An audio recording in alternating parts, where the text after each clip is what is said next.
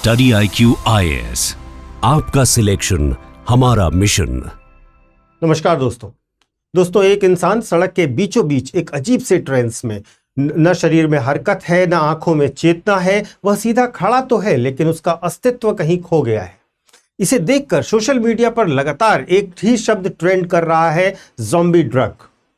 महाराष्ट्र के मीरा भाईंदर से लेकर के बिहार और पंजाब की गलियों तक पिछले कुछ हफ्तों में ऐसे कई वीडियोस वायरल हुए हैं जहां कोई सड़क पर झुककर घंटों तक स्थिर खड़ा हुआ है और किसी के शरीर पर ऐसे घाव हैं जो ठीक ही नहीं हो रहे हैं।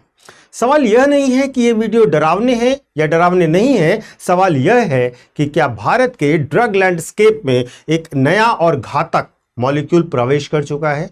क्या ये वही ज़ाइलाज़ाइन है जिसने अमेरिका के बड़े शहरों को द वॉकिंग डेड के सेट में तब्दील कर दिया है?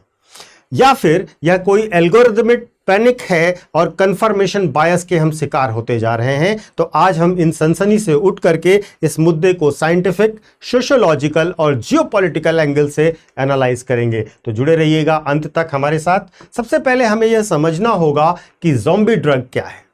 देखिए, ज़ॉम्बी ड्रग जो है यह कोई जादुई नाम नहीं है, यह एक केमिकल रियलिटी है जिसका नाम है ज़ाइलाज़ाइन। मूल रूप से यह क्या है? मूल रूप से यह एक वेटरनरी सेडेटिव है और एनाल्जेसिक है। सरल भाषा में, आसान भाषा में अगर हम कहें तो इसे घोड़ों और बड़े जानवरों को सुलाने और उनके दर्द को कम करने के लिए बनाया गया था। इंसानों की अगर हम बात करें तो चिकित्सा विज्ञान में इसे इंसानों के लिए सेफ नहीं माना गया है।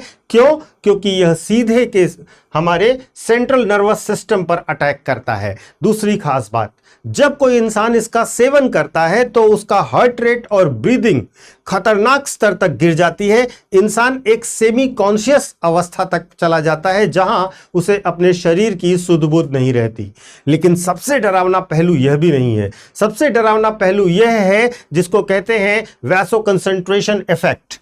इस इफेक्ट के कारण क्या होता है? रक्त वाहिकाओं को इतना सिकोड़ दिया जाता है, सिकुड़ जाती हैं रक्त वाहिकाएं इतनी कि त्वचा तक ऑक्सीजन पहुंचना बंद हो जाता है और मांस सड़ने लगता है। एक तरीके से शरीर पर गहरे घाव होने लगते हैं और इसी वजह से इन्हें ज़ॉम्बी टैग दिया जाता है।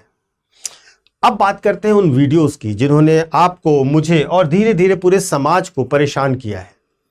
पहला केस जो आज वायरल हो रहा है वो मीरा भाईंदर महाराष्ट्र का है। एक युवक सड़क पर मूर्ति बनकर खड़ा पाया गया है। इसी तरीके से वायरल हुए क्लिप्स आपके दिल्ली से, यूपी से, बिहार से, कुछ समय पहले बेंगलुरु से। हालांकि बेंगलुरु पुलिस ने कहा कि यह गलत जानकारी दी जा रही थी और ये वीडियोस जो सामने आए हैं इनमें लोग बेसुध हालत में दिखे हैं। लेकिन हमें यहाँ पर एक इंटेलेक्चुअल कॉशन बरतने की आवश्यकता है। सिर्फ एक वीडियो देख करके उसे ज़ाइलाज़ाइन घोषित कर देना साइंटिफिक शॉर्ट साइटेडनेस होगी और टॉक्सिकोलॉजी की दुनिया जो होती है वह इतनी सरल होती भी नहीं है।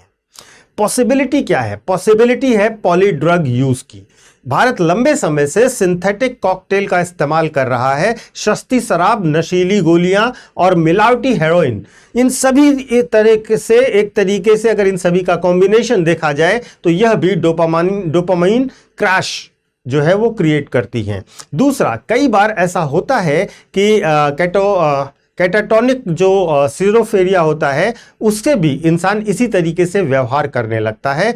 और तीसरा, आज सबसे बड़ी बात भी है कि आज हम जिस दौर में रह रहे हैं वह है अटेंशन इकोनॉमी का दौर, जहां पर सनसनीखेज दावे जैसे कि भारत में ज़ॉम्बी आ गए जल्दी वायरल होने लगते हैं। जब तक टॉक्सिकोलॉजी रिपोर्ट नहीं आती तब तक हम इसे साइंटिफिक फैक्ट नहीं मान सकते, यह बात ध्यान रखिएगा। लेकिन इसको पूरी तरीके से इग्नोर भी नहीं किया जा सकता। क्यों? क्योंकि अमेरिका इस प्रॉब्लम को बहुत वाइड लेवल पर झेल रहा है। हमें अमेरिका के अनुभव से सीखना होगा। वहां पर ज़ाइलाज़ाइन को अक्सर फेंटेनाइल के साथ मिलाया जाता है और इसे ट्रैंक डोप कहा जाता है। यह एक मार्केट स्ट्रेटजी है। ज़ाइलाज़ाइन सस्ता है और यह नशे के असर को प्रोलॉन्ग कर देता है, यानी कि लंबा कर देता है। अमेरिका में व्हाइट हाउस ने इसे एक इमर्जिंग थ्रेट घोषित किया है और अगर भारत के अवैध मार्केट में इसकी सप्लाई चेन स्थापित होती है तो यह हमारे पब्लिक हेल्थ सिस्टम के लिए एक कैटास्ट्रोफिक चुनौती अवश्य हो जाएगी। महत्वपूर्ण है, क्या भारत इसके लिए तैयार है? क्योंकि अगर हमारे देश में देखें तो ड्रग प्रॉब्लम जो है वह अब केवल नेचुरल प्रोडक्ट्स तक सीमित नहीं रही, यह एक सिंथेटिक मार्केट बन चुका है पूरा। पंजाब और हरियाणा में चित्ता, जिसको जो अडल्ट्रेटेड हेरोइन होती है, उसका संकट पहले से ही बहुत गहरा है। अगर गोल्डन क्रिसेंट यानी कि अफगानिस्तान पाकिस्तान के रास्ते से नए सिंथेटिक मॉलिक्यूल्स आने लगे हैं भारत में, तो यह आग में घी का काम करेंगे। दूसरा, नॉर्थ ईस्ट का मामला। नॉर्थ ईस्ट जो है गोल्डन ट्रायंगल के करीब होने के कारण मणिपुर और असम जैसे राज्य में हाई प्योरिटी वाले नशे और नए प्रयोगों का एक ट्रांजिट पॉइंट बन गया है आपका मणिपुर और असम जैसे, मिजोरम जैसे राज्य। दूसरा, अर्बन जो न्यू कल्चर है, जो नया एक तरीके से कहें नया यूथ है हमारा, मुंबई में, बेंगलुरु में, दिल्ली में, ऐसे महानगरों में डिजाइनर ड्रग्स का चलन बहुत बढ़ गया है। यहां डार्क वेब के जरिए नए पदार्थों की डिलीवरी एक इनविजिबल थ्रेट की तरह बढ़ती जा रही है, जिन्हें ट्रैक करना एनसीबी के लिए भी एक बड़ी चुनौती है। एक विश्लेषक के तौर पर अगर मैं कहूं तो मैं ये कहूंगा कि panic is a failure of policy but vigilance is a sign of wisdom. हमारे पास अभी कोई डेटा बैक्ड एविडेंस नहीं है कि ज़ाइलोज़ाइन भारत में एपिडेमिक बन चुका है, लेकिन हम इसे अर्ली वार्निंग फेज मान सकते हैं।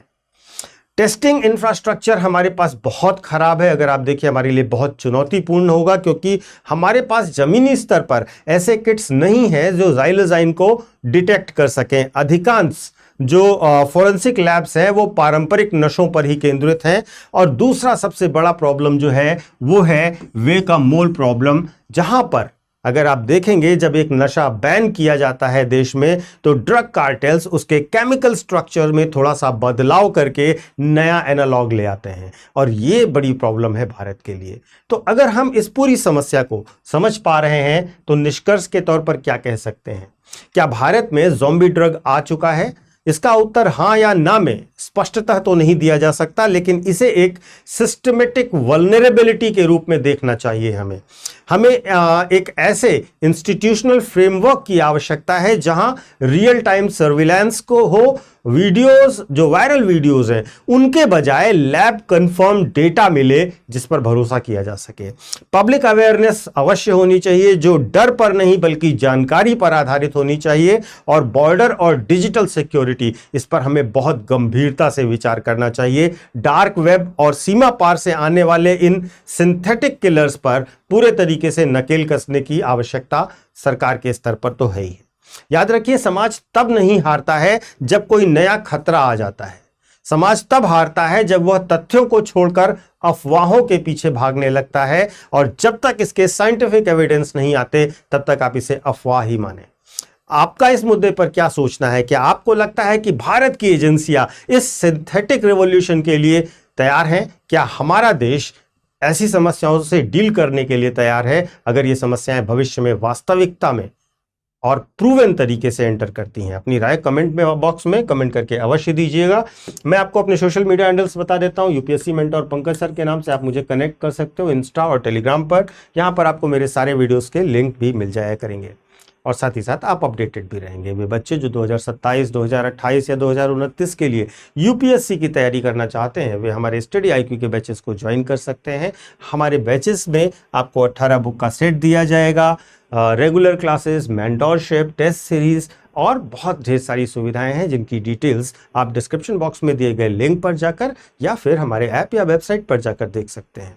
वहां पर आपको कोर्स की डिटेल्स मिल जाएंगी, पूरा ब्रोशर मिल जाएगा। आप 2027 के लिए, 28 के लिए, 29 के लिए, जिस वर्ष के लिए भी ज्वाइन करना चाहें। साथ ही साथ आप हिंदी माध्यम, इंग्लिश माध्यम या बाइलिंगुअल बैचेस ले सकते हैं, ऑप्ट कर सकते हैं। महत्वपूर्ण यह है कि हमारे नए बैचेस 27 अप्रैल से शुरू हो रहे हैं, और 27 अप्रैल तक आप हमारे यहाँ ज्वाइन करते हैं तो आप नए बैचेस में बिल्कुल तुरंत एनरोल्ड होंगे।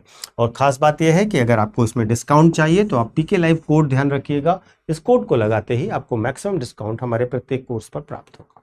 धन्यवाद। स्टडी IQ IAS, आपका सिलेक्शन हमारा मिशन।